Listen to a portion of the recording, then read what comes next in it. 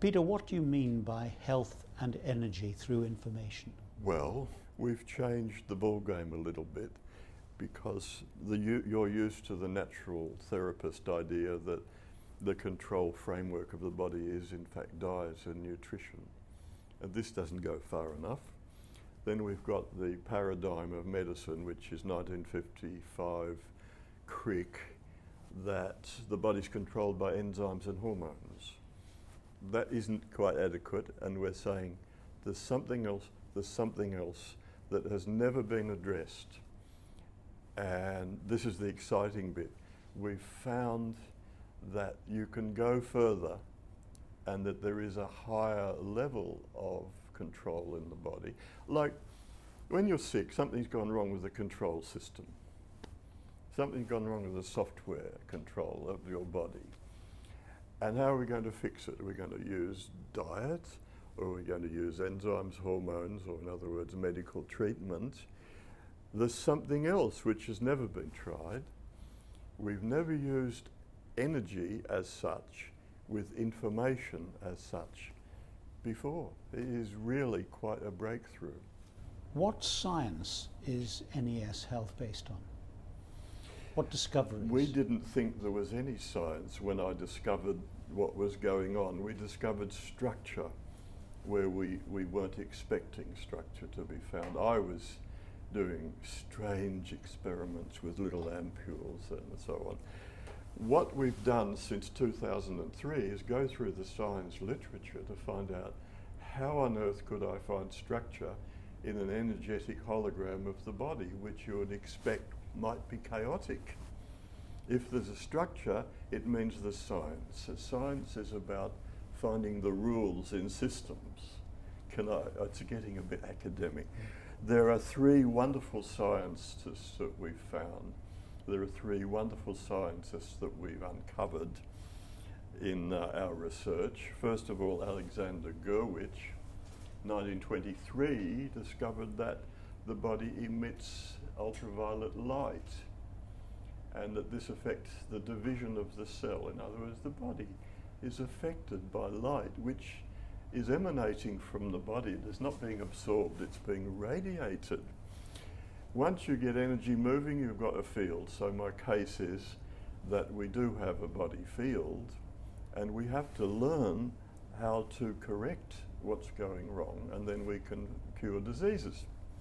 The next great scientist was Richard Feynman, a very famous physicist, who spent all his life saying that space isn't empty. Space has got information. He was talking about signposts in space. It's a crazy concept. But a signpost in space is information in an energy field. Richard Feynman is a Nobel Prize winning scientist. Last of all, Milo Wolf in America decided that, in quantum physics there are 400 or 500 different particles all doing funny things. We call it the particle zoo. And Milo Wolf is an astrophysicist who was working on the Apollo communication systems for the space program. And he can also fix toasters. He's not one of these scientists that is off with the theory. He's an immensely practical person. I like this. I've spoken to him. He's a wonderful man. He's saying that there are 3 particles that are making a field, and he himself can see that this would apply to medicine as just the biggest breakthrough we've ever made in biology. So those are the people who inspired and helped you. What new discoveries have you made? I was doing experiments with Chinese medicine. I used to be an acupuncture teacher. In fact, I founded a degree course in Australia concerning a degree in Chinese acupuncture.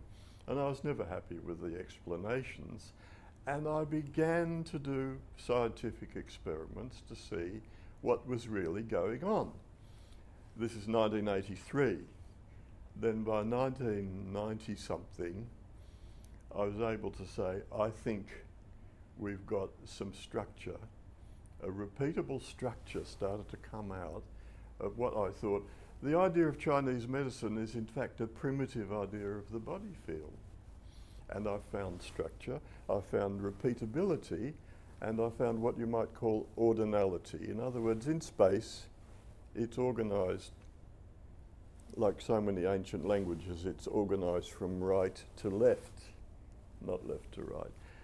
And I decided after 10 years there's no chi, there's no life energy, but instead there's this magnificent body field that the body actually generates. What do you mean by the human body field? Describe it in a bit more detail. You've got to say where it comes from and what it is. This is science. You've got to define. We found out that the heart and the circulatory system actually make a paramagnetic energy, and that's what's picked up in MRI.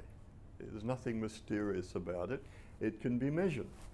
The next thing was that we found that there's a response of the electron and the photon, these are subatomic particles, in the body field, and this streams this way, head to toe, up and down. So we've got this one little field here with the heart, which is sending a field out beyond the body, and we've got another matrix field, which the cell biologists themselves are quite happy with. Since about 1986, quite a few cell biologists have said, yes, we like the idea of a matrix that can transfer information quicker than the nervous system, like instantaneous knowledge about yourself and what's happening in the body hologram. So if you say what it is, it's magnetic, it's paramagnetic, it's electrons and it's photons. What are the implications of all this for healthcare in general? The implications is for the last 100 years we've been doing the wrong thing. And suddenly this huge field opens up, and I guess I'm the first in the swimming pool, so I'm swimming around like, oh, look at this, look at this. It's a wonderland of new opportunities for medicine. But as you can see, the science is pretty difficult to get a grasp on. And the new direction for healthcare? The direction is that the body field ideas were basically dropped in the 1920s in tertiary education, and we're saying it's time to put them back because we've got a genome now. It's all very well to work out a genome. This is the information that the body field runs on. We're saying what information goes into the body field? It's the genome. That you can't say there's alternative medicine that's proper medicine, that there's one medicine and we have to try to understand it. And the beautiful thing is that the people who discovered the genome don't know how to get the correct information back into the body. And we're saying, if we know how to correct information and put it into a body field, we can link up with the information of the genome to put correct information back where there's incorrect information. This will heal disease. Peter, how did you first get involved in this? What started your journey of exploration? Well, everybody gets a sore foot, don't they? And I think all the doctors and healers in the world have all began on a great search for why am I sick and why have I got a sore back? You know, the great questions of science. Nobody knows why you get a sore back. Nobody. And we need to get better and better explanations for what goes on. And the problem is one of psychology. It's very hard. You can study a mouse or a rat, but studying yourself requires a great deal of restraint and objectivity. It's hard.